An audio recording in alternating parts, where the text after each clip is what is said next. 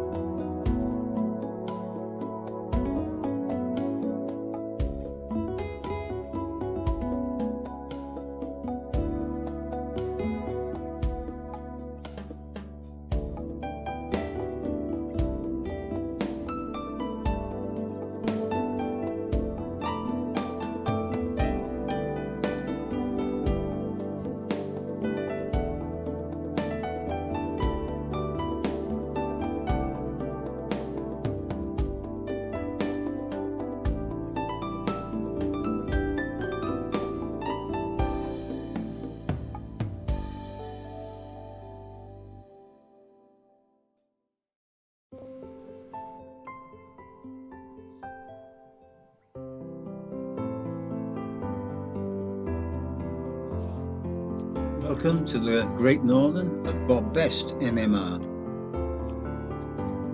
This HO layout replaces the old N-scale layout, also Great Northern, also running DCC from CVP.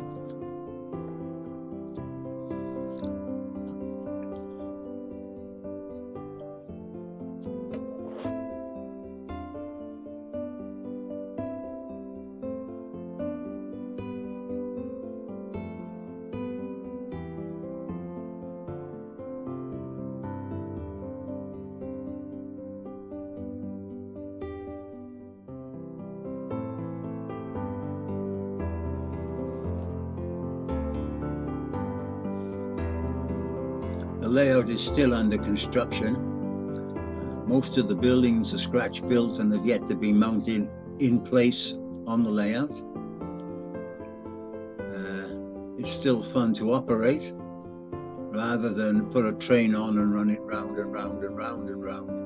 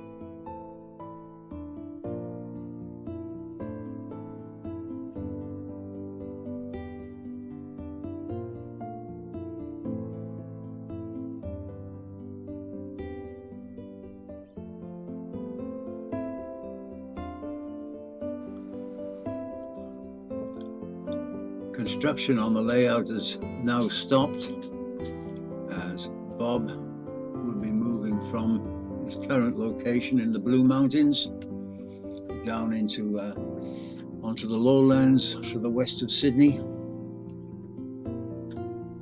A lot of this is because of available bushfires coming through the area, and it'd be safer down on the flatlands rather than up in the mountains. Fires have come to the back fence a couple of times.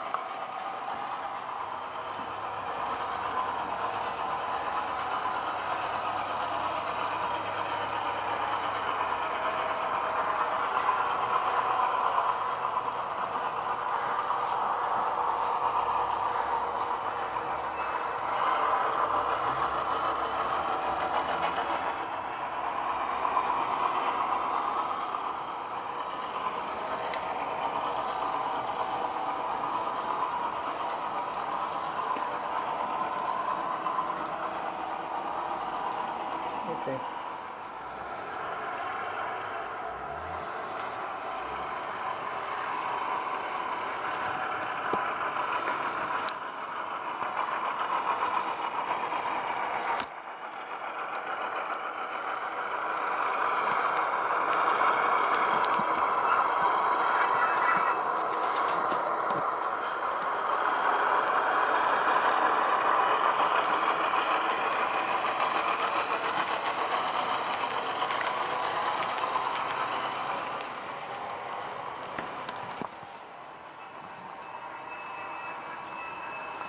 Which is the next one?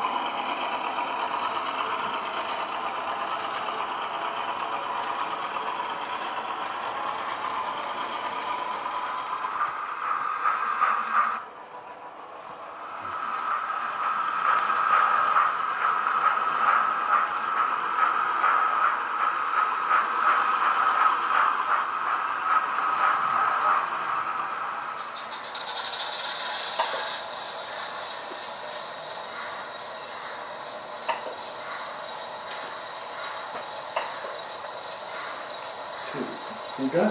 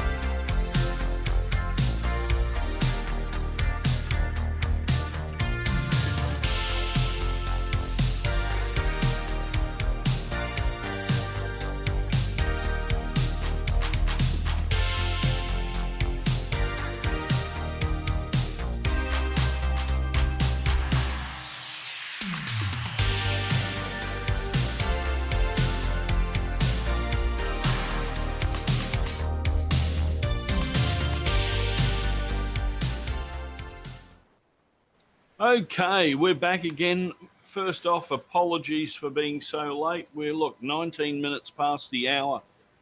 We had a few technical difficulties trying to get our MMRs to connect and to get into the room. So they're busily working in the background to see if they rectify that problem, and we may cross to that after. But I've got another quiz. Woohoo! Another quiz show. Feels like I'm going back to school nearly. Test time, Another test time. quiz. So this and these answers have been verified by well, I moved up a bit from my quiz selection process to a place based in Rajasthan in India. So these are supposed to be 100% accurate answers for Australian railways. So it's funny I've got to go to India to buy questions on Australian railways. But anyway. Should we start? Let's start, Martin. I'll make the quiz show big so everyone can see it. So let's get the ball rolling. Let's start out the night with our first question, hey? So the first question. Okay. So before the days of flight, travel between Sydney and Melbourne was by train or road, both which took over 12 hours. There were two different overnight trains that serviced the route, and both were withdrawn on the same date as they'd become uneconomical. One was called the Spirit of Progress, but what was its sister train?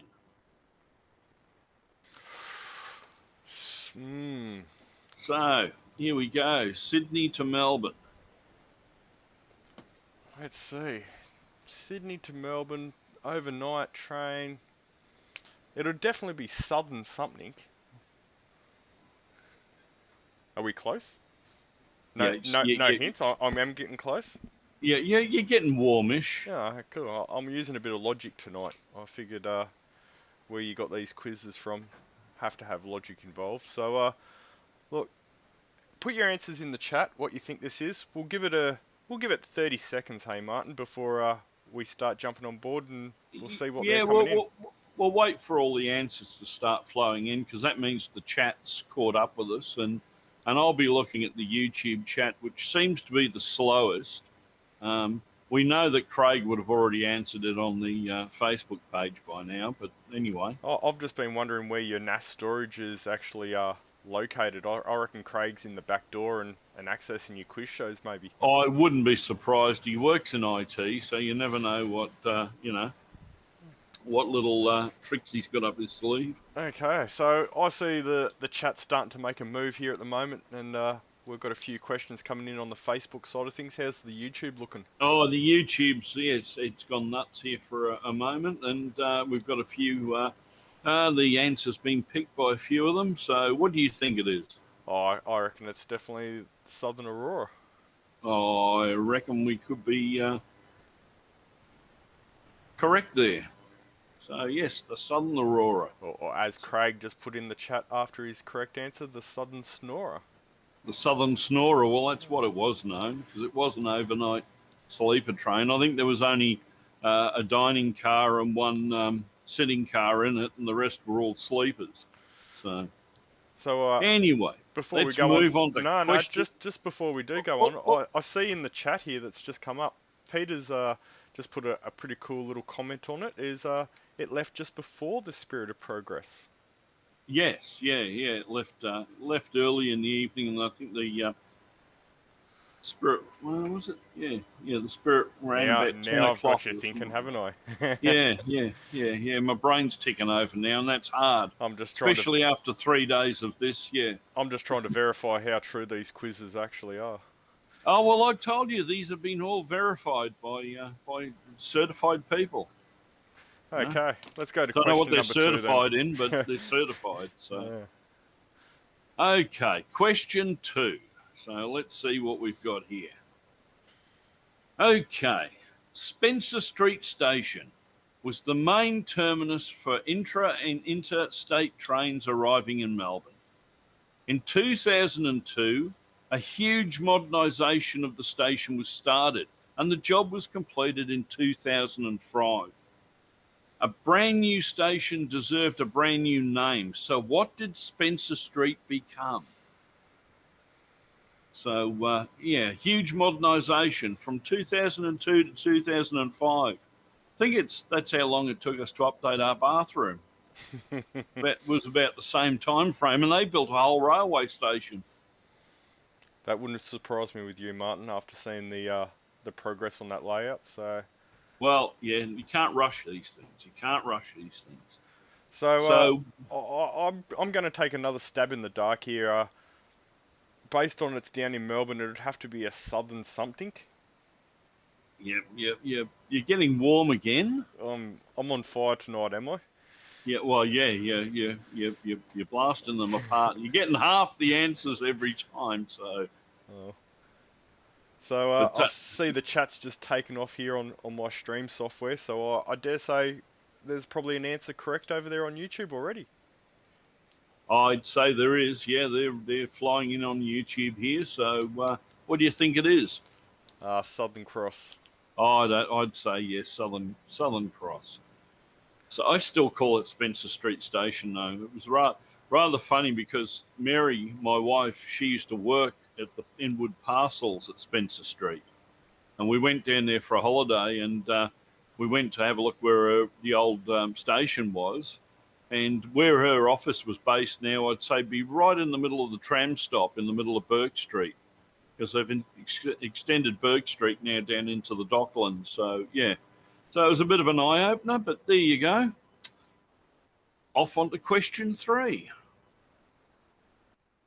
See, now you notice there's a bit of a bent with these questions as well. Yeah, well, I see they're all VR related at the moment, Martin, for some convenient reason. Well, here's one it's not. So, simple yes or no answer. Is it possible to circumnavigate the Australian mainland by rail? So we'll see what the chat brings up on this. What are your thoughts? Well, if you said it's only a simple yes or no answer, it means I'm already 50% there, aren't I?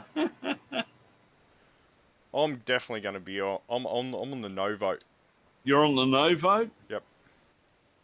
Yeah, well, you can get over to Perth, but I don't think... Is there any rail lines that go north, that go up? Well, you'd assume they'd go up to Broome, Port Hedland, that area. Maybe.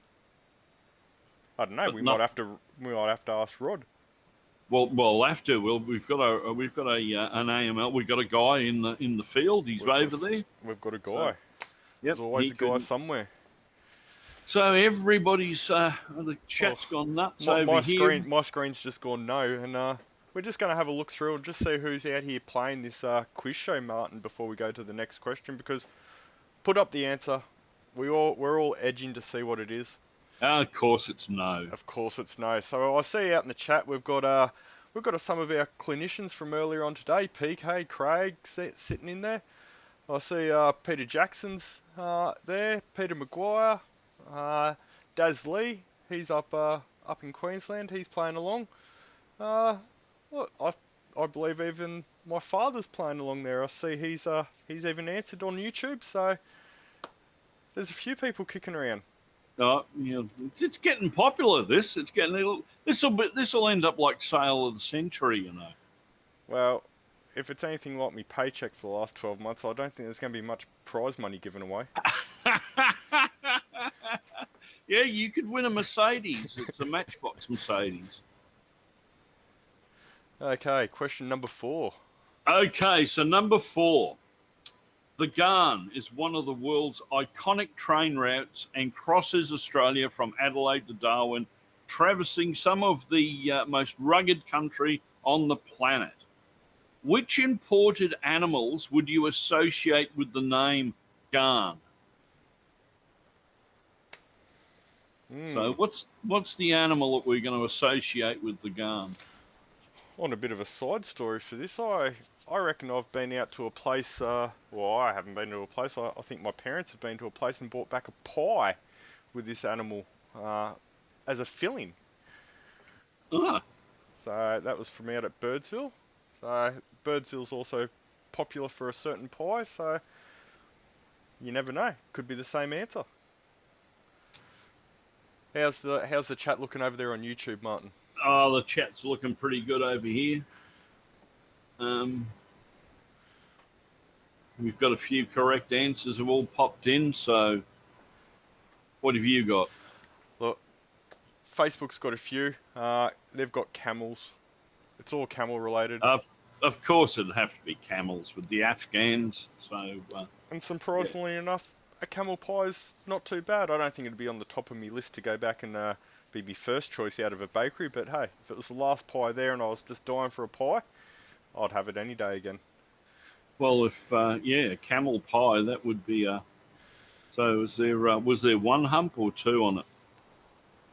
Well, I don't know. It was in the pie. Let's go to the next question, Martin. Next question. Okay. So, a tragic episode for rail travel in Sydney happened in January 1977 when a crowded commuter train jumped the track and smashed into a bridge, dropping hundreds of tons of cement onto 3 carriages. Unfortunately, 83 people were killed and hundreds were injured. In which western suburb did this terrible accident occur? So, I remember when this happened, I was still at school. We'd actually just arrived in Australia. We'd been here a year, probably, when this actually happened. Look, I wasn't even a twinkle, so before my time. I see the chat starting to kick along. Yep. So yeah, they're starting to get onto it. Yes, and it definitely was Granville Rail disaster. So yes. Okay, let's move on to a cheerier question.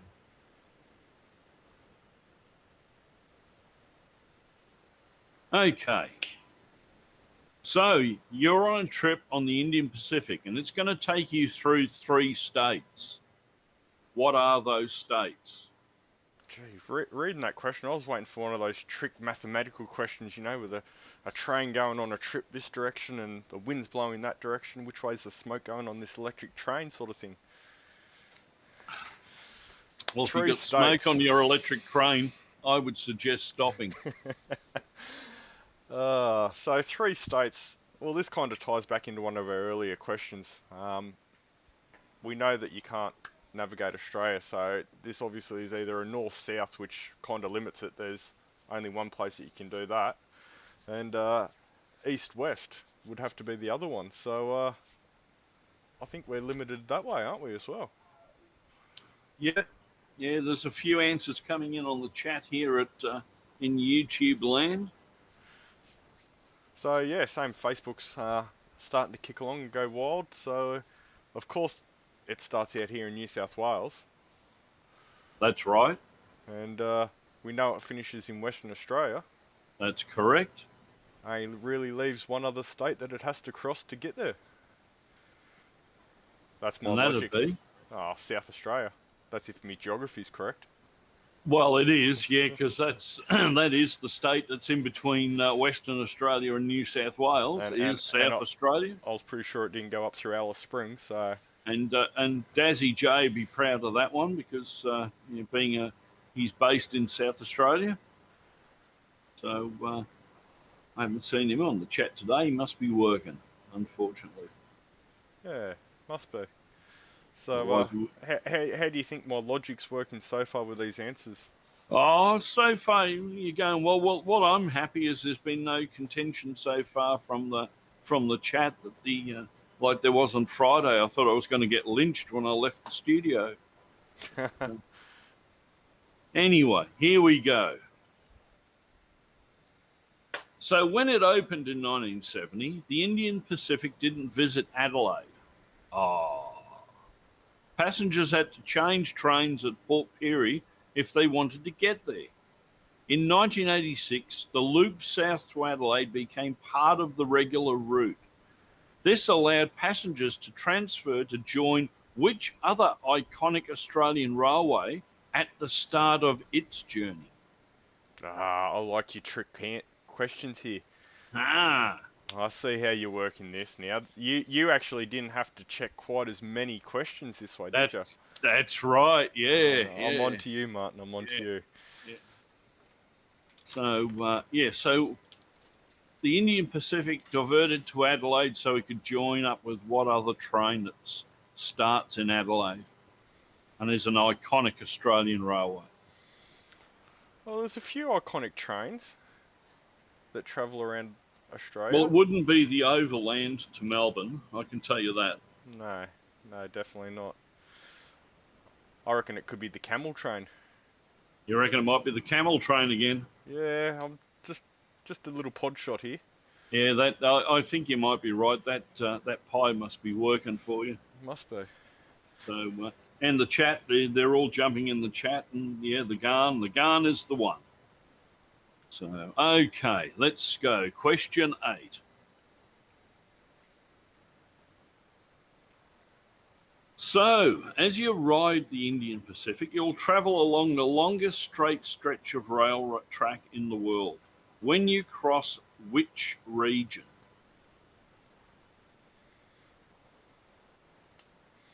Which region? So,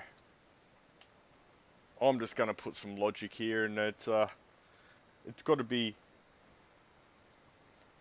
along the same sort of region as some of the long stretches of roads that they have in this area. Correct? Exactly. Well, it makes sense, doesn't it? It does, doesn't it? Yeah, okay. I see we've got a couple of answers coming in from, well, one in Facebook, one in YouTube, and we're just starting to kick along. I see Craig Mackey's very general there and just put Western Australia. So last time I checked, that is a state, not a region.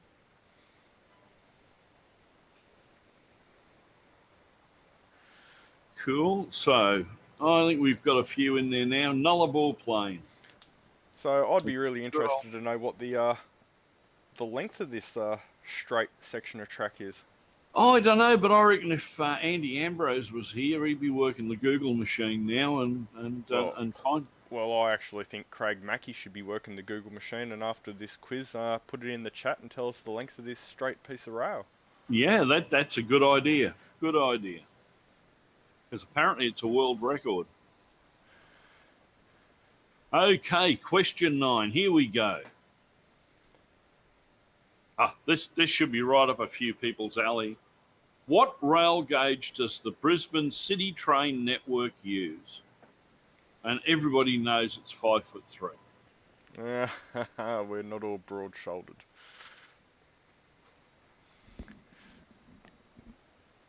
So, what gauge does the Brisbane City Train network use?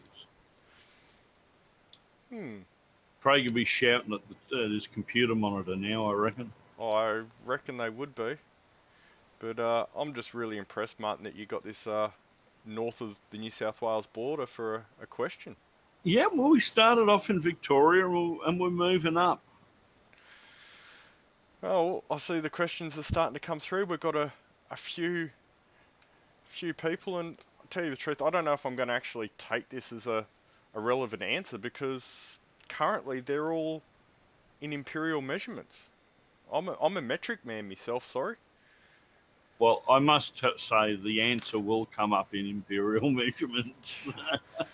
Okay, so I see there's a whole heap of answers coming through.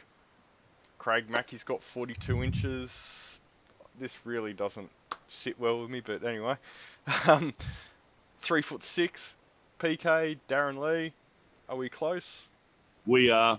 It is 3'6". All the above? Yep. It's not 5'3". How about 1,050 millimeters? Yeah. Actually, I think it's 67, isn't it? Or 0.7 of a cubit. Okay. Okay, next question. Too hard. Okay, here we go. Now, the last question. And unfortunately, I'm not going to be here tomorrow, so this will be the last quiz question for the convention, I guess. Being as it's the last one, I thought this was a good one for it. So, which class of tram is considered to be the quintessential Melbourne tram. So you think that's biased or what? I'm going to have to talk to the rest of the team. I think we're going to have to take you off quiz show duties. All seriousness, I think it's a great question because I just really do wonder to see how many people start getting this answer. I have personally no idea, but Okay. based on S how they work, I'm guessing there's definitely got to be a letter involved. Yep. So I see we've got only a few. The chat's very slow moving. We've got a couple coming in. This has stumped them in the chat. This has stumped them in the chat. So far, I see a correct answer. I see one that's come up. So far, it's a 50. Whoa, hang on. I was going to say it's a 50-50 chance, but there's actually 3 letters that have come up here in the chat. So we've got an E class. Is there even an E class, Martin? I probably could be, but it's not the quintessential one. What about a S class? No. W. It is the W class tram. So Darren Lee was the first one that I can see on my bit of software that got the correct answer. But I'll tell you what, Martin, you're not very fair, very biased with your questions, so I don't know if you're fishing around looking for some information for your own railroad or some prototyping stuff. Well, you're just getting a few, bits of info here and there, and seeing what we can come up with. But yeah, I picked a few Victorian ones for this one because I knew the answers were going to be right. See. Yeah, okay. I really enjoyed this. I'd be interested to see how everyone out in the chat liked the quiz show. Let us know. Drop a comment in the chats. Me and Martin will go back through and have a bit of a look. And I think what we might do, Martin, we'll see how these guys are going with arranging the panel show, and we might just run a couple of ads and see if we need to give them a bit of a hand. And we'll come back with you very shortly with hopefully a panel show. Not a problem.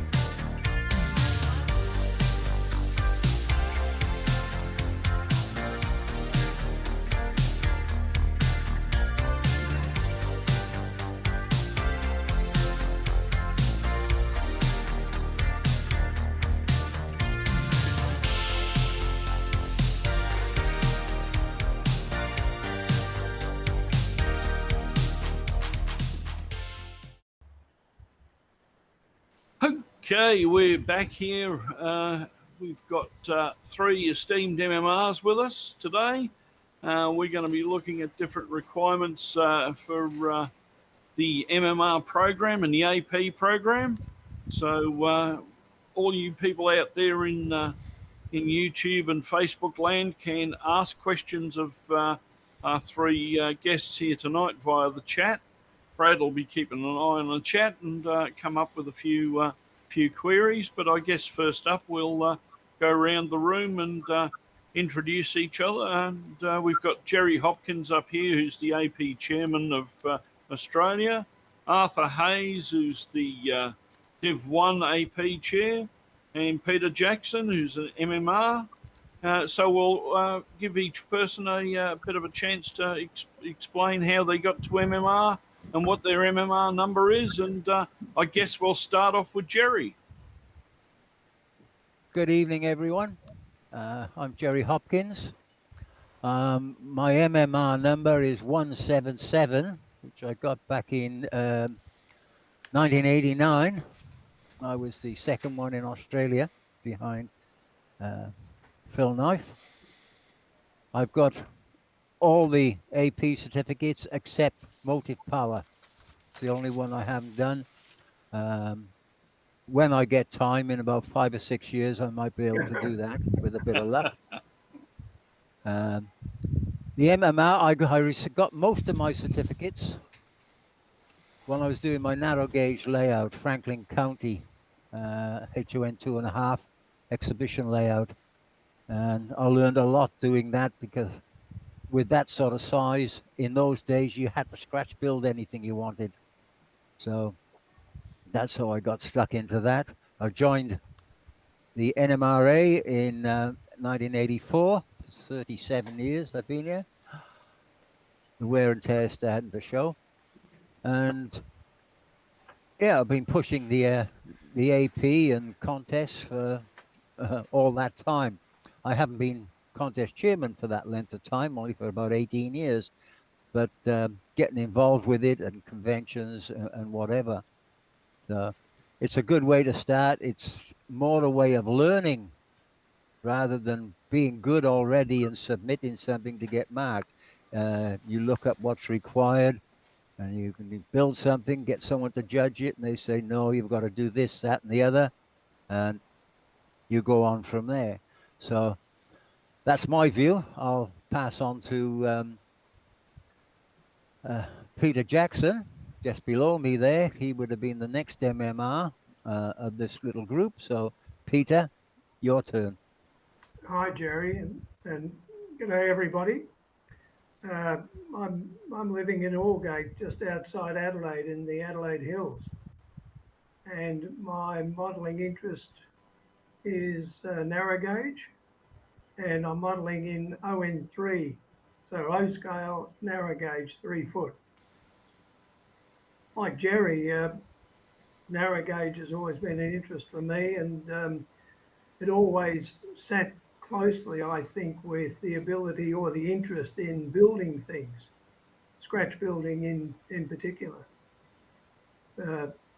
Look, it's through people like Jerry that I got interested in, firstly, the NMRA as a way of meeting other modelers, particularly after I moved from Melbourne to Adelaide in late 1984. So I'd started HO modelling, interest in mining and logging in particular, but having to dispose of all that, I started up again in Adelaide in the mid-90s, really, and went straight to O-scale and came across an ON3 DNRGW logo, which took my fancy and got me interested in that particular line of prototype. For me, the NMRA came a little bit later, and the MMR certificates came even later again. Probably after I had a bit of a hiatus. You know, with this modelling business, you can lose your urge or your stimulus every now and again. And although I'd been in the NMRA for a while, the AP got me interested in improving skills in certain areas and developing parts of the layout that hadn't progressed as quickly as I might have done. And that's where the APs came in and the interest. And I found that to be quite a stimulus, not only to get the layout progressed so that you could hold NMRA meetings and get other members watching and participating in what you were doing, but then following up on the certificates as well. So I'm a latecomer. My MMR number is 563. I had to look it up then just to check that. And I think I've got 8 of the certificates at the present time, and I've still got a challenge ahead of me to build a loco. I think there's a couple of other things I'd like to pursue, but I've been fiddling with things like building double slip switches in ON3 just for the heck of it, just to finesse track building and soldering skills, things like that. So for me, the APs were more about a personal challenge than actually acquiring a certificate. And but the NMRA has been great fun. The AP's been a real stimulus to keep you motivated and to share your skills and interests with other people. So my railroad's called the Eureka Valley Narrow Gauge Railroad. Jerry's been to visit. There's an aging video of mine on the YouTube if anybody wanted to watch it. And Jerry, we must be due for an update at some stage. Okay, we'll pass it on to Arthur. Arthur Hayes is up here in Queensland, in the leafy suburbs of Brisbane. So I'll let you tell your story, Arthur. Yeah, good. Thanks, Marty. Good evening, everybody. It's been a great weekend and I'm learning heaps.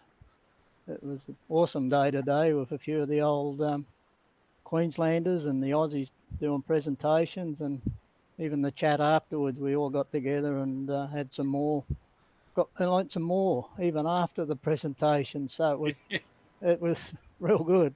That's good. Yeah, no, thanks, Marty and the boys. I think it's been well worth it. My number is 582. That's about November 2016.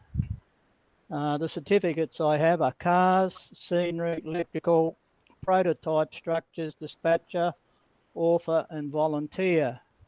So I've still got a couple to go. And as Marty says, I'm here in Brisbane. I model Queensland Rail, HON 3.5 or, HON 42, whichever way you like to model it. So basically I model the state system, which is a 3'6" system. So I guess that's a narrow gauge system as well. I've been doing that since 1972, and about the mid 80s when they brought out styrene kits for New South Wales, I also modelled New South Wales and HO. I joined NMRA about 2011. It's about the time I retired, and prior to me retiring, I was looking for information on how to improve my modelling, and I was attending conventions in New Zealand. I think it was about 2004. I went to the first Easter convention in New Zealand, and they have them every 2 years. And after I'd been to about 3 of them, the penny dropped. There's got to be something in my own country. Instead of going for a plane ride and having 4 days with something, there's got to be something here in Australia. And anyway, eventually about 2011, I joined and went to a convention in Sydney and then later in Canberra. And then 2014, the convention was here in the Gold Coast. And that was my first presentation with NMRA at that convention. And the layout was fairly well advanced, so it was on the layout tours. Jerry came up and took some video, and we had a bit of a chat, and that started me going on the AP program. So I thought, well, yep, modelling Queensland, everything you do, structures, rolling stock, is virtually all scratch built. So having a layout, it sort of helped me through the door, got my foot in the door with a few certificates. So then the challenge was to learn new skills and do the rest. And I still got that challenge today where I've still got 3 certificates that I can line up for. And I guess they're, when I look at motive power, I've got a number of locomotives on the layout that are kits. It's just the time to do one more scratch built one. And if I've done them in kits, why can't I do a scratch built one? And, Yeah. I'm halfway there. Same with civil. I don't have civil. I've got a layout, so 3/4 of it is there. I've just got to put my things aside that I like doing and sit down with a soldering line and learn some skills. Those who saw my soldering today in my rolling stock presentation realise I've got some part to go. So, once I sort of put what I want to do aside, I could probably, pick up the civil one. And then that leaves officials to follow. So, yeah, I think you're still, even today, even though I've got some of these others, the cars and structures, I still go to the AP program, have a look to see how I can improve my modelling. And that's what this weekend's all about, is improving your modelling so that you can lift it a peg or two. So, and I find it great that, as the AP Assistant Chairman for Queensland, you go and see people's layout and, man, it just blows you out of the wall what some guys are doing. And it shoots you in the backside to, come on, you can do that too. So I'm getting, even though I've been modelling for 50-something years, I'm still learning. And I think we'll learn until it comes time to depart and go somewhere else. So that's basically my story. Thanks, Okay. Marty. Beauty. Okay.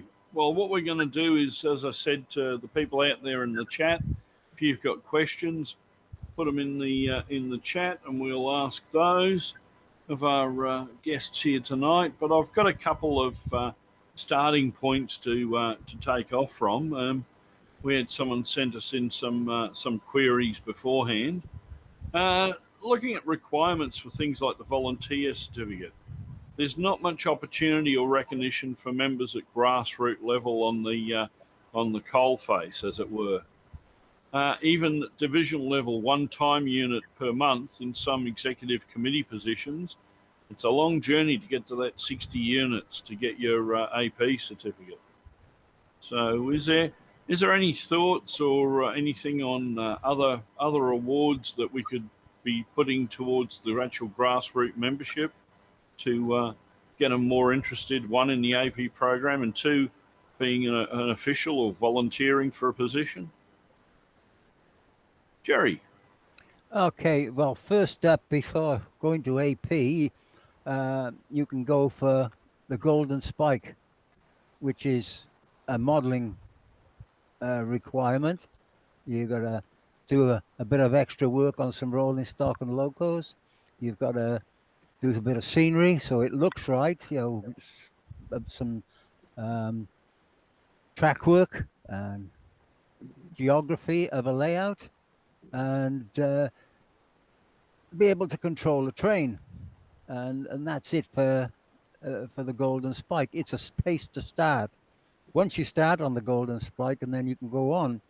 But the volunteer can take time. Yes, it takes 3 or 4 years to do a volunteer. Each time you open your house for the division to come along and have a look, which is monthly in most cases. Well, before COVID, it's a bit different. But, once a month you get 3 points a volunteer for each meeting. If you're hosting 100% club, you get the whole membership come along and in some cases, more people in a 100% club than there are in a divisional meeting. That gets you your 3 points as well. So you do that over a couple of years, and you start knocking up points. Other work is being a host and doing a hospitality part of other meetings where you're helping to get people to write their names down and all this on signing in while the Div Super's doing other things. So that there's plenty of room in there to do a few other things. It's just that they're not listed that well on the web, and that is being looked into at the moment. One of the guys who's actually writing up a lot of the AP stuff is a Kiwi, so we know he's going to do it right. Yes, I think this was just looking and trying to get more recognition for people at the grassroots level, but that would mainly apply, I guess, when you get into the larger divisions, where you've got it's not the Div Super that can do everything. They need a fleet of people underneath them to give them a hand. But any other comments? I think for me it was hosting meetings. I think over about 13 or 14 years, I made sure that my house and my layout were open at least once a year, sometimes twice, depending on what other members could provide. And it wasn't only just earning volunteer points, but it was also part of the stimulus for getting things done, knowing that you were going to be hosting a meeting in 2, 3 or 4 months, whatever it might have been. Yes. And that I found quite good to do. So, and I think for me, looking at other members, we would quite often have members who would come along to regular hosting sessions by other members, but sometimes people were maybe a little too reticent to open up, being afraid maybe that they didn't have enough to show or enough to demonstrate. Whereas actually hosting a meeting, even with a small layout in its embryonic stage, would be of interest and the stimulus for the hosting party. And it's always good for other modelers then to try and contribute and offer, as we're very good at doing, suggestions and comments and, maybe different ways of doing things. Yes, Jerry. The other thing which I didn't mention, conventions. If you do a clinic at a convention, you earn points. You do 4 different clinics, as some people do, you can get 4 sets of points for that day. There's a limit on how many you can get because you can't sit there and give 27 clinics in a day, so you're limited. But that's another way of getting points. Okay, that's one to remember, and I believe I can't confirm this, but I believe by doing an NMRAx clinic, you can gain points now as well. So, yep. Okay, well, let's have a little look on what else we had here. Arthur wanted to speak. Sorry? Arthur wanted to say something. Oh, sorry, Arthur. No, it's all right, mate. Not a problem. It's not a worry. I looked at it and I sort of thought, how am I going to achieve this volunteer? I'd been a member of another club for about 30 odd years. I'm a life member. I was treasurer for something like 20 odd years. And I said, do I really want to go down this road again? And I looked at it, volunteer, and I looked at the points, 60 points. And wow, that's a fair hike. But, as Peter indicated, I got involved with the division. We started having meetings here once a year or so. I was pretty lucky that we'd had 2 conventions here in Queensland with over a couple, 2014, 2018. Yep. Layout open. So once again, I was able to earn some points. In the meantime, somebody nominated me for a chairman of a regional committee for the convention. I wonder who that was. and it sort of, I guess, lifted the score somewhat, going from a divisional level into the regional level.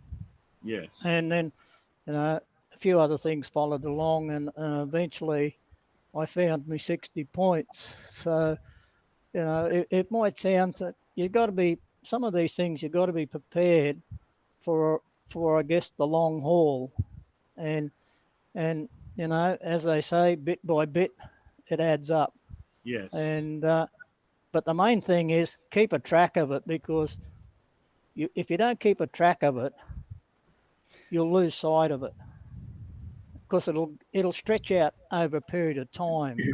Same with the author. Keep track of what you send in and get published. I sort of do it online. I do a little sheet up online, and as I do things, I record it, so I've got it there. And that way you sort of keep a track, you see where you are, and I guess it's like putting pennies in the bank. It turns into pounds. Yeah. Yep. Good analogy. With hosting meetings, it's a good discipline to have a visitors book, for example. So Yep. I'd been running operating sessions for a number of years.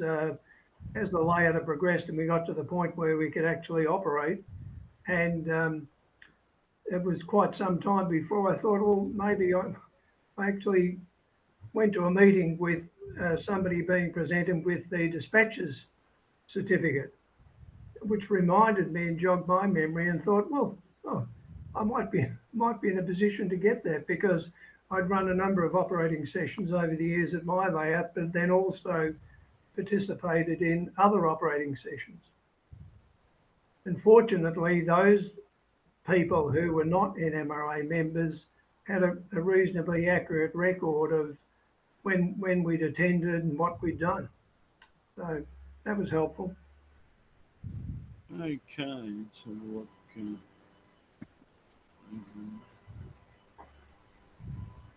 Okay. There's a couple of questions over in the chat, so we'll go and have a little look at this. Okay.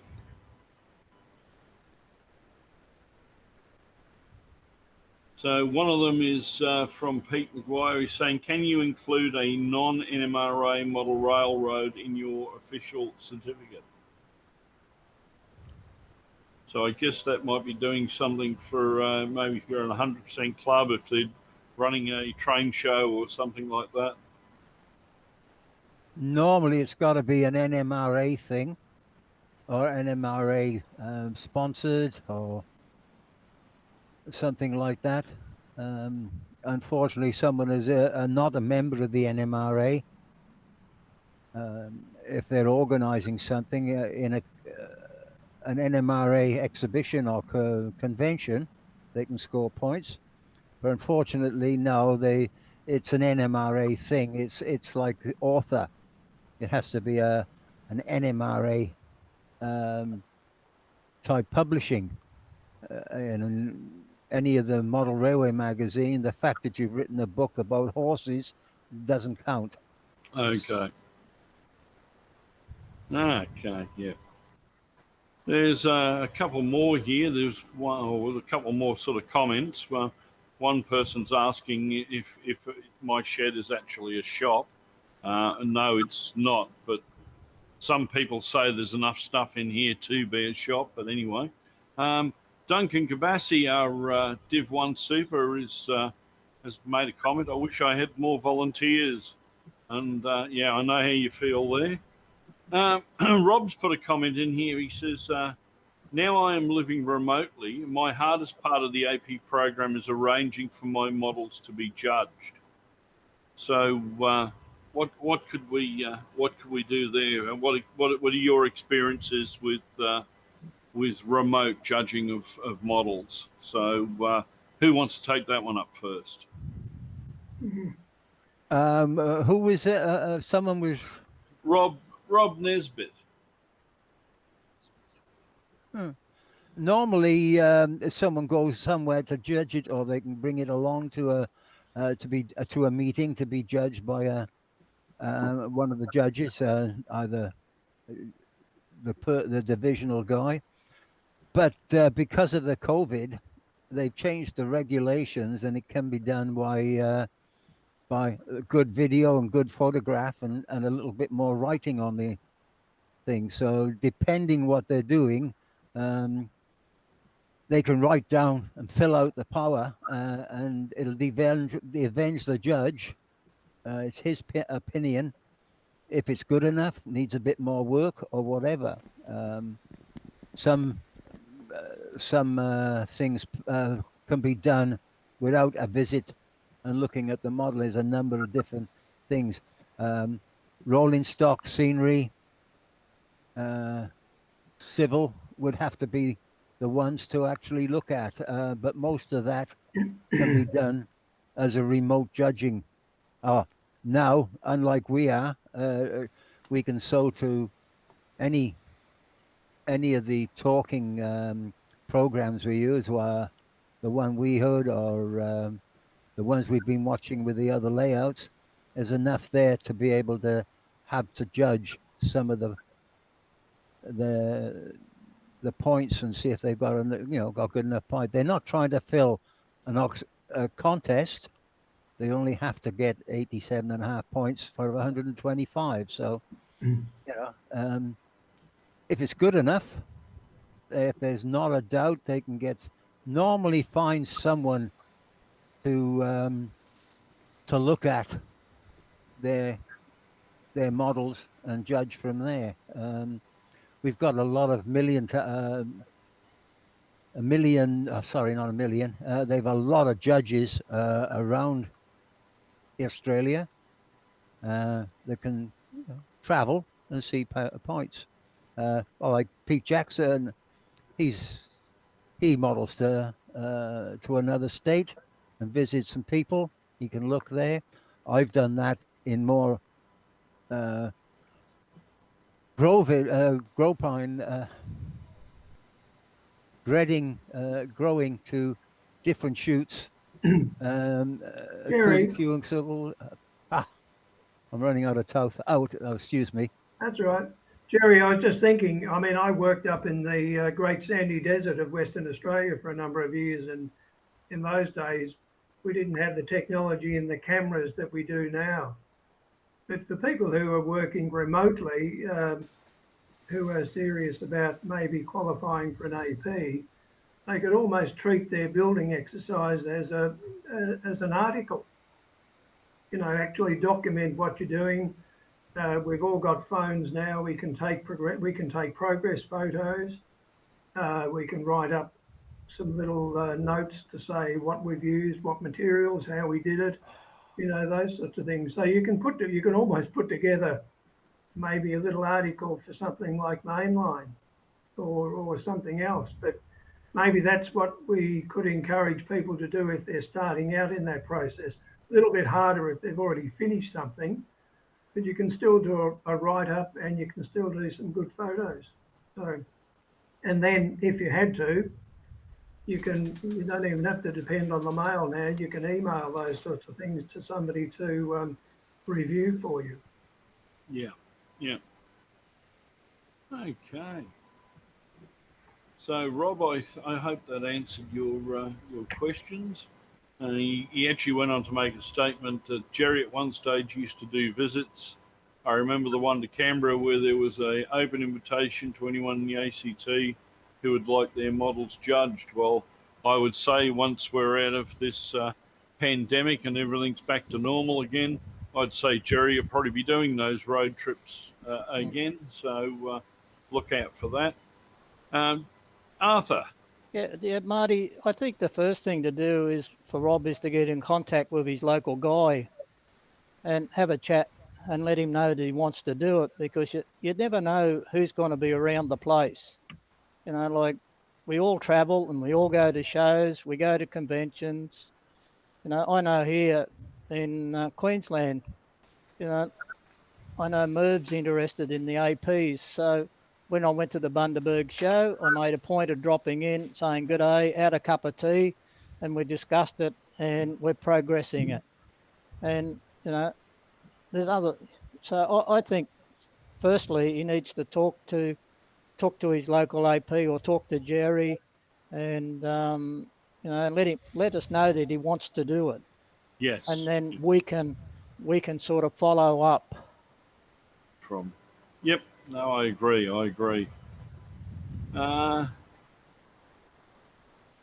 Eric put a comment in, Eric Coughlin, that as a modeler whose philosophy is near enough is good enough, why should I even consider the AP program? So, who'd like to? Well, the answer is simple. He doesn't have to. Well, exactly. I think you look, if you're happy with your modelling and what you're doing, and you're doing a lot of your modelling. I mean, one of the things in my modelling background is for years I modelled really for my own interests and really in my own studio that I now call it. It wasn't until I moved to Adelaide and subsequently joined the NMRA that I really wanted to share what I was doing with other people. And it wasn't so much wanting them to comment or grade the work, but it was more to get some information on other techniques, interests, methodologies. It's one of the things I find with modelling that's fascinating, and it's a bit like art. Everybody approaches the same topic or issue in a different way. If we were given a kit each, the resulting product would always be so different because you've got your own style or approach. So the AP is not about trying to prove something to somebody else, or it's really just doing something that's pursuing your interest and hopefully trying to improve your own skill and knowledge. Yeah, I agree. Jerry? Yeah, Eric, I've known him for 45 years. He was an N-scale modeler. He still is. And he's been busy for the past year or so at Sydney N and helping with scenery and whatever. He's giving one of the clinics tomorrow on using scenery for different things. So yeah, that's a start. I've seen him a few times now since Christmas because of COVID, of course. But yeah, the fact that he'll get a few points and whatever, and I know what his work is like. So yeah, he'll end up getting some AP stuff in the not too distant future. Okay. Here we go. We got one from Al Cutmore, and Al's wanting to know why we can't, why remote members don't get volunteer points for 100% club committee work. So I guess it's when you're in a 100% club, you don't get any points for your AP program for volunteer or official, do you? No, but you can get all volunteer if you have meetings and people come to play with your layout or whatever you're doing. You don't even need a layout. You can have a meeting from the 100% club. Much as the club that I'm in, the CCWN, the Central Coast, Wednesday night. We have meetings almost every week. And, the people are coming up and scoring enough points to be able to get volunteer. So it can be done that way. But because of the committee, I don't think there's no committee other than the president or the convener for most 100% clubs. There's a lot of 100% clubs in Queensland that for years the members didn't even know they were members of the NMRA because they paid their membership. And I send the emails out to full members, and I used to get a really nasty email from a female in Queensland and said, "I'm not a member. I don't want to know all about this. Can you stop sending this useless information?" Well, I looked it up. She'd been a member for 4 years and didn't know that Logan was 100% club. So, people in the 100% clubs, the bigger ones, a lot of them don't know about the NMRA. They can host more. Yes, I think Al's point was the fact is the committee, which, as we know, with clubs, is probably the 4 members that do the most work within the committee. There's no recognition; they can't attain any volunteer points. So maybe that's something we can bring up to the national people, and they can look at changing that and maybe allocating some sort of recompense for that. Anyhow, we'll move on. Let's have a look what we got next. Pete McGuire makes a comment that you need to see layouts at all stages of construction. So I guess you can do that, but that can be done through photos or video. Yeah, by all means, there are a number of web pages where people have been growing stuff and whatever. I know of the NMRA Australasian region, we have a photo gallery for quite a few layouts, and these go back to 2008, I think, are the oldest photos, and they get updated every few years, in most cases, but sometimes they miss out. So yeah, we see that, and they're there, and we can learn more about it. And you see someone who's coming along very well, and the local AP person there for the division can contact these people and get some more information out of them. Arthur. Yeah, look, best way to keep track of what you're doing is start a blog and enter what you're doing on the blog. It's a part of the World Wide Web. And not only are you keeping track of what you're doing, it also counts towards your author certificate in electronic media. So, if you're sort of going down those, and this is what I sort of say to the guys, look at what the requirements are across a number of certificates, and you'll quite often find that, prototype modeler, it requires certain amounts of structures, it requires rolling stock. Those items can go towards those other certificates. And same, we're talking about keeping records of how we do it. Well, if you put it on the blog, you're killing 2 birds with 1 stone. So, I started the blog so I knew what I've done and how I done it, but I've sort of let other people know that, hey, this is how I built what I built.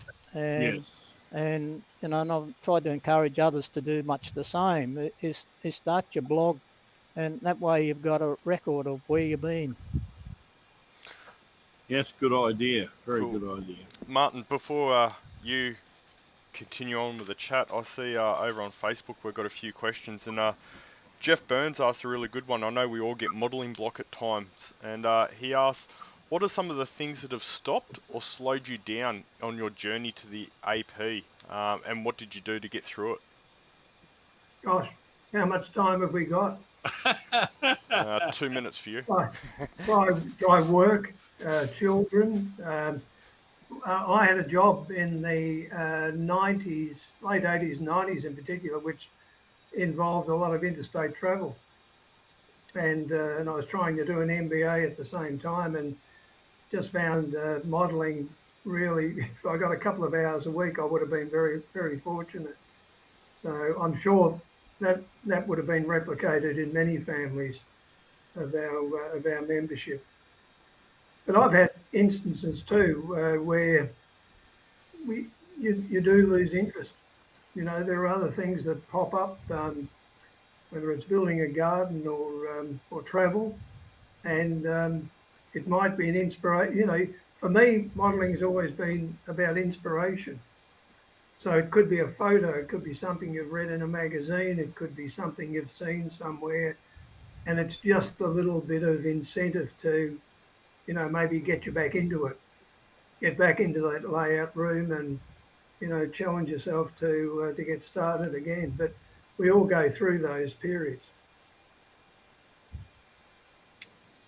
Jerry.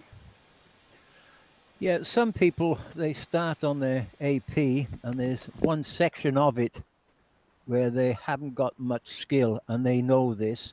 And normally it's something like soldering. They can do brilliant modeling, but when it comes to soldering, yeah, a 10-year-old kid can do better than some. And they're afraid of learning or asking, so they slow down, they don't do anything. And then at some point, it may be a convention or a couple of guys at their place or another place, they learn to solder and that gets them back into it again. But weathering, some people just afraid to weather their rolling stock and locos.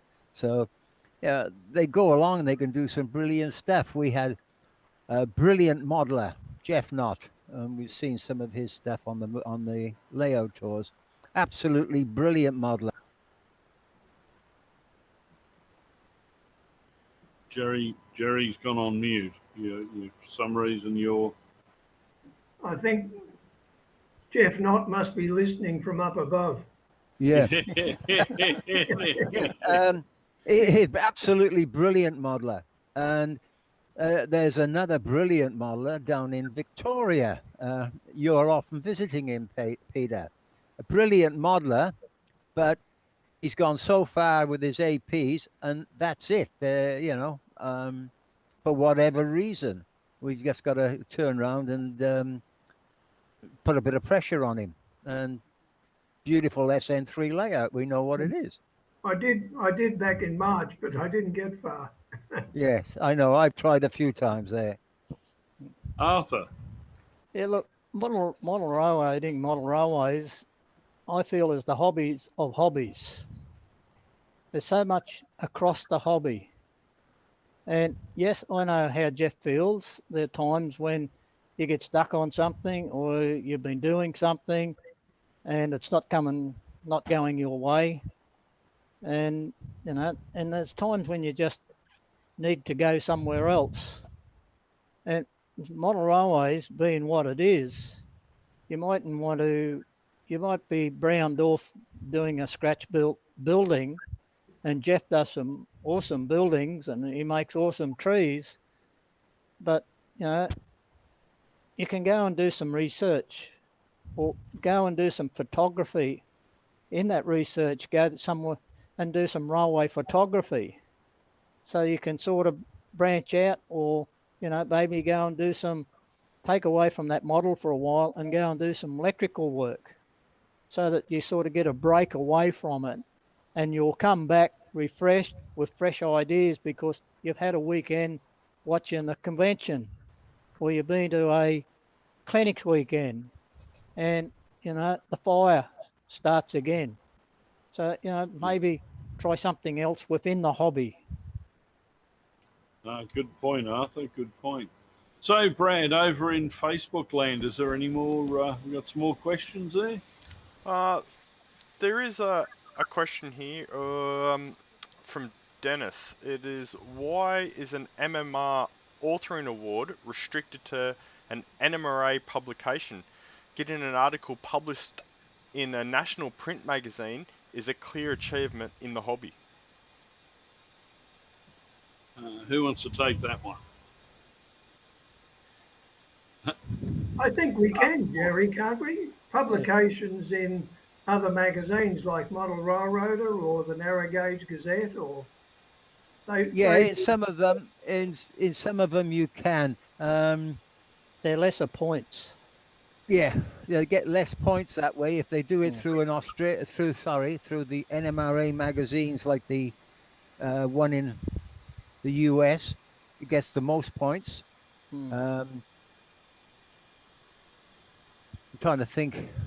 Well, I got mine. Yeah, mine were all NMRA stuff in the main line, but yeah, submit something and we can have a look. If we're not sure about a particular magazine, we just check with Frank in the US and let him come back and make the decision. Okay.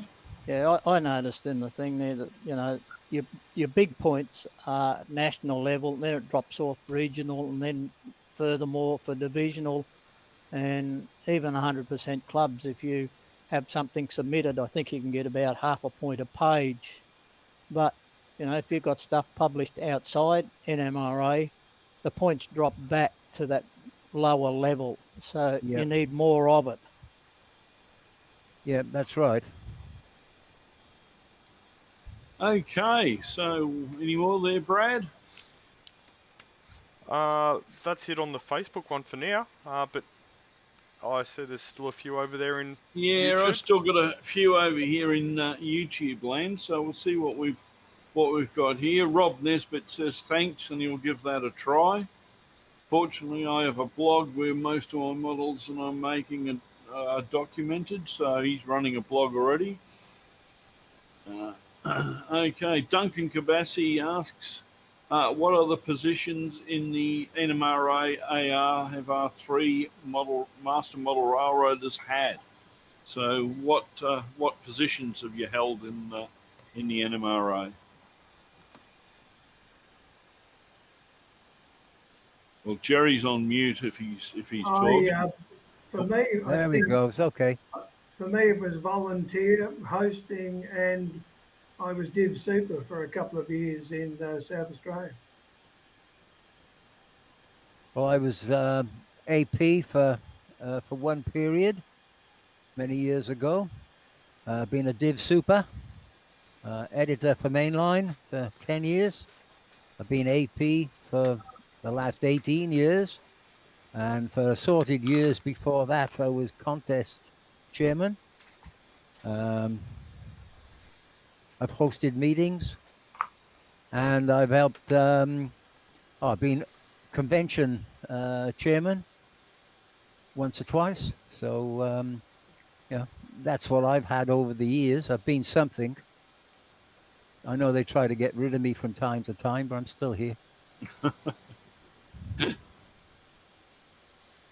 And Arthur.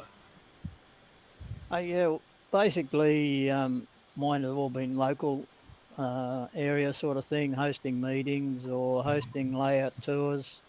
It was a 2014, 2018 convention. I was the convention chairman for that convention, so that sort of, I guess, gave me a regional position, and currently assistant chairman or assistant manager APs. Although it doesn't help me too much now because I've got a volunteer certificate, so it doesn't. The points don't count anymore. But you know, yeah, haven't done a great lot, I suppose, as a divisional. I sort of help Duncan as much as I can, Yep. as far as divisional activities. But regionally, I've only had that one stint as a regional convention chair. Okay.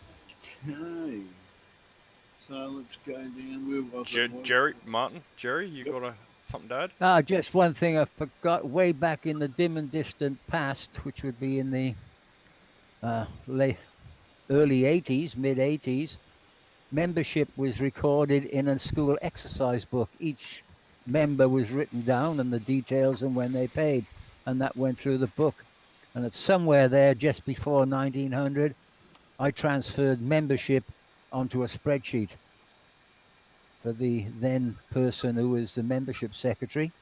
And yeah, that was a major task. And then teaching someone how to use a spreadsheet on a computer until someone took over who knew what they were doing. Okay. Back in those days, old people who hadn't worked for a number of years didn't have any computer knowledge whatsoever. Okay, well, we'll go down after that one from Duncan. So there's a comment here from Reed's train staff. After watching this convention, seriously thinking about joining the NMRA. And as a side note, Jerry is probably one of my greatest influences in my modelling. So there you go, Jerry. Oh, I've known his father for many, many years at Sydney N. So since about 1975. So yeah. Oh, that's good. And Duncan's already behind there trying to, telling him it's an awesome association. Yeah, Al makes another statement. So I see volunteer points as being my biggest hurdle in there. So we've got one that says hello from Tennessee. So I'm sure that in the chat there, someone's probably there. I'm sure if he's in the same chat as Duncan, but if it's the same owl as what I'm thinking, my best bet is to reach out to Arthur. I'm sure Arthur Yep. will be able to point you in the right directions and see what you're able to achieve and not achieve. There is some recognition in 100% clubs for newsletter editor. It's not a lot of points, but there's a criteria you got to meet with so many pages and so many members and so many issues per year that is recognised. A newsletter. Ted But Freeman's the one that will lead the list on that sort of thing. He's brilliant, has been for years.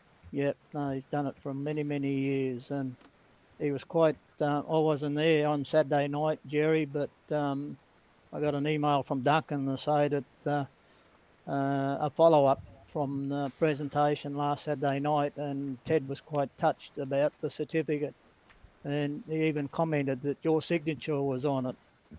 Yeah. Yep, no, so it was really touched. Cool. I've got one here from Dan Brewer, and he's pointed out that I've actually missed it twice. So well spotted, and as I said, keep the quality control going because it's me at the helm here. He makes a statement of, is it true that highly detailed building flats cannot qualify as structures in the AP program? So what can you shed a light on there, Jerry? You're on mute again, mate. Yeah, I know. Did you want to repeat the question, Marty? I sort of didn't get it all. Sorry.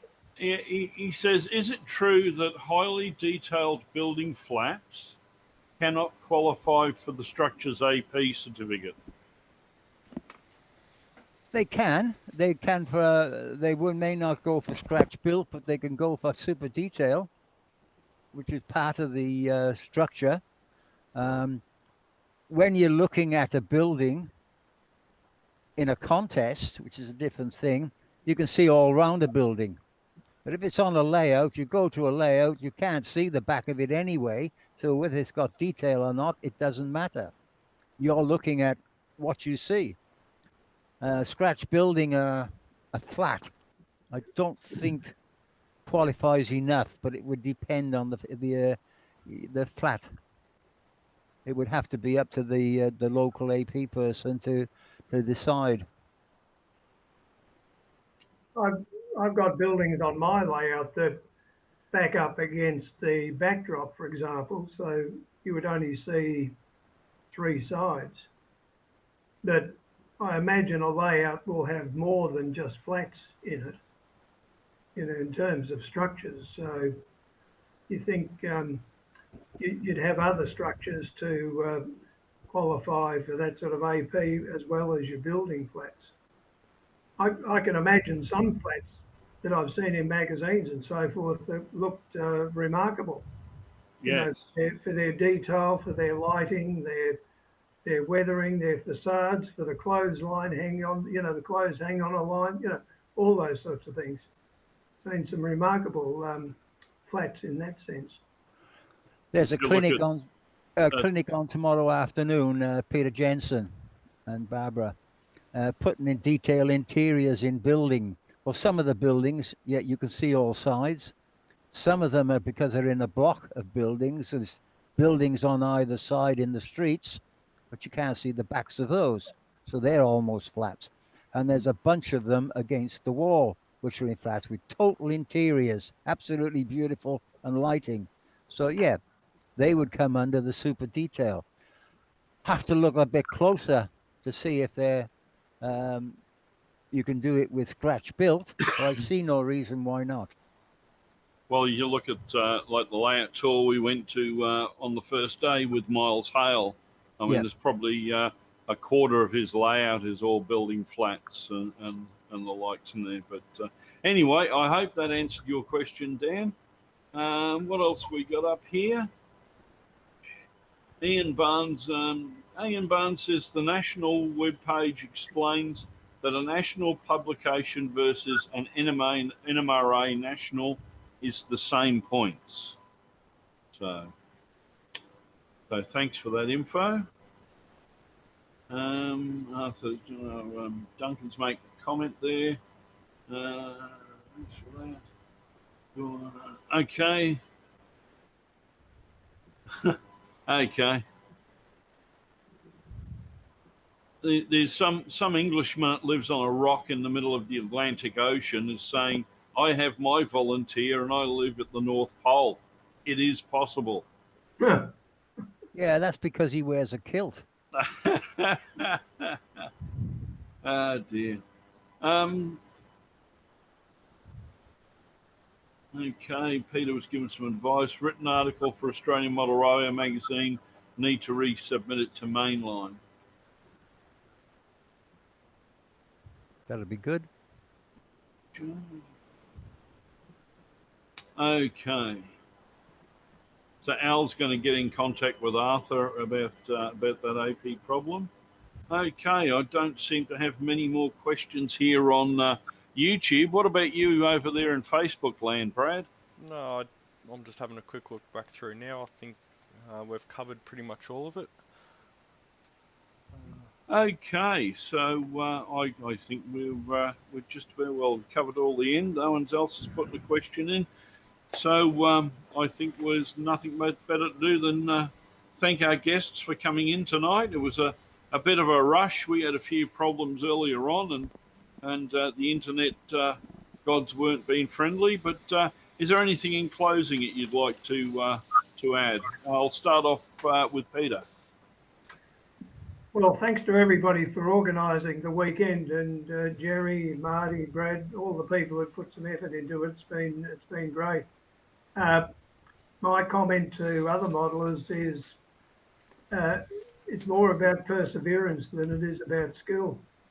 The skill will come in time, but stick at it. And as we said, we lose our mojo every now and again, but perseverance is important.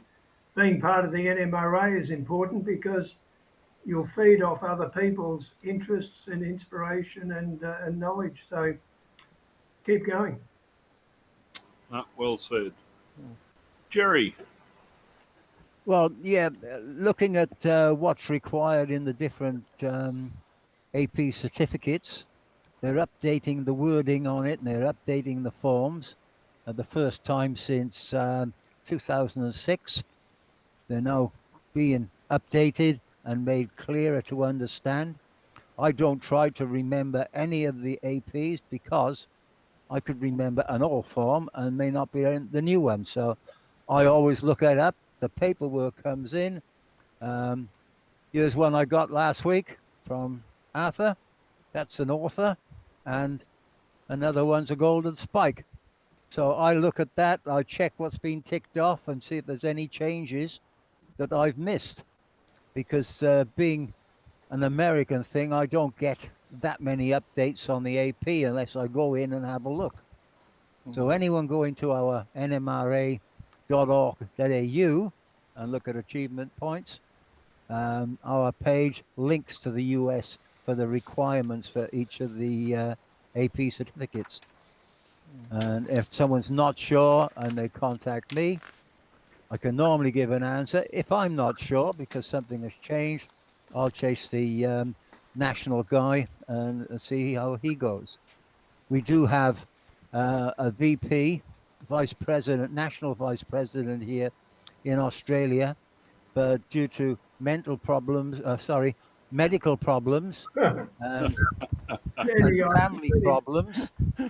family problems, and the fact that you'll turn around and promise to come along and then find out part of the family from somewhere in the state will turn up. So, that stops his game. So I can normally ask him, or I'll ask Frank in the US because he replies virtually straight away. Okay, well, I've got a last question that's come in on YouTube, and it's mainly because I've obviously missed his question previously, but he's asking what is the difference between detail and super detail?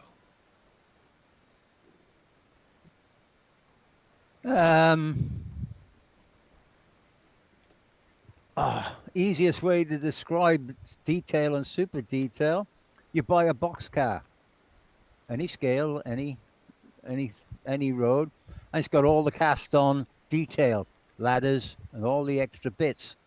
That's detail. Super detail is if they're all separately added handrails and separately added details. We had yesterday we had a clinic on the new 38 class for Australians. They come out of the box, they run well, they're good, third of the price of the previous models. And the clinic showed you how to update and add super detail or just detail, depending on how much you want to go.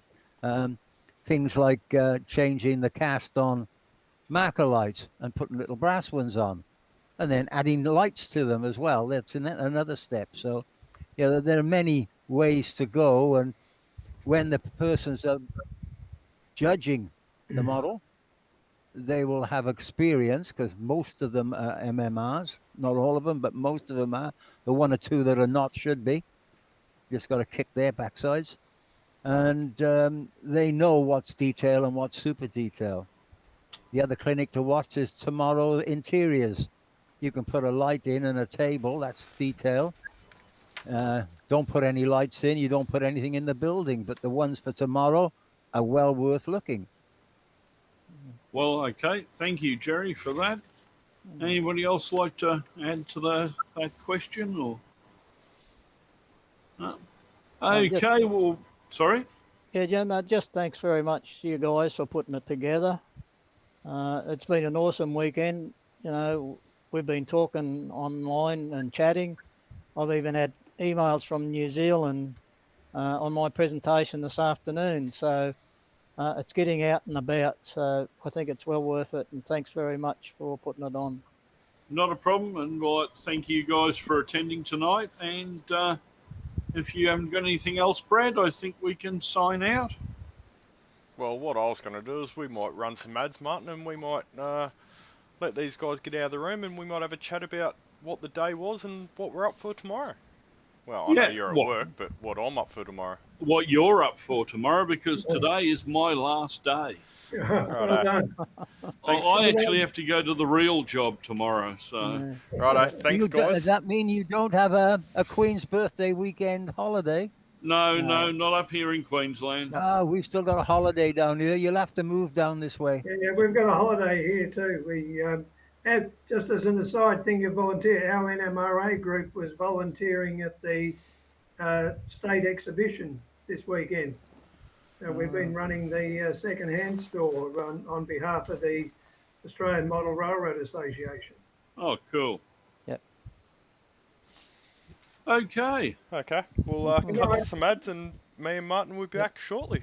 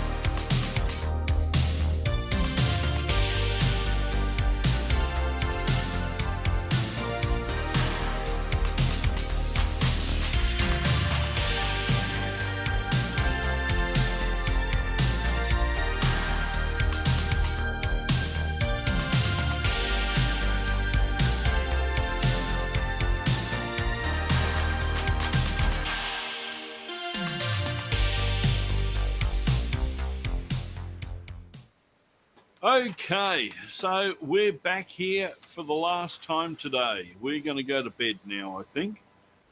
End of day 3.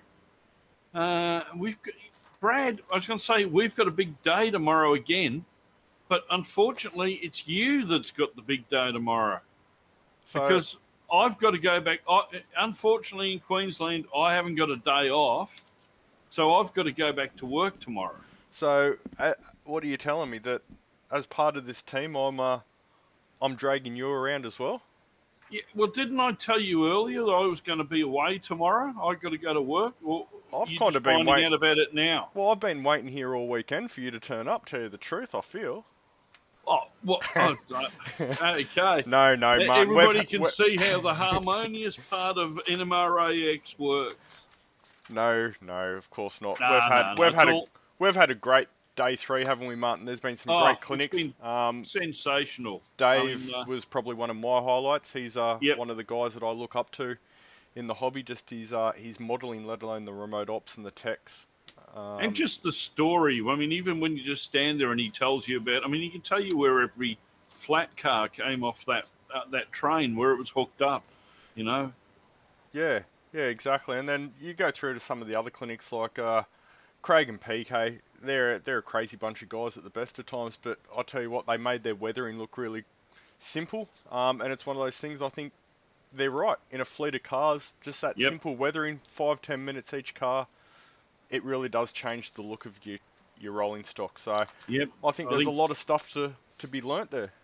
I think Felix and Oscar just cost me some money, because I'll be hunting that panel line of paint down now, I think, and seeing what we can come up with. Yeah, I'd be really keen to sit in that lobby and just see what the pair of them are actually talking about us while we're here having a chat about them. Yeah, they're probably, yeah.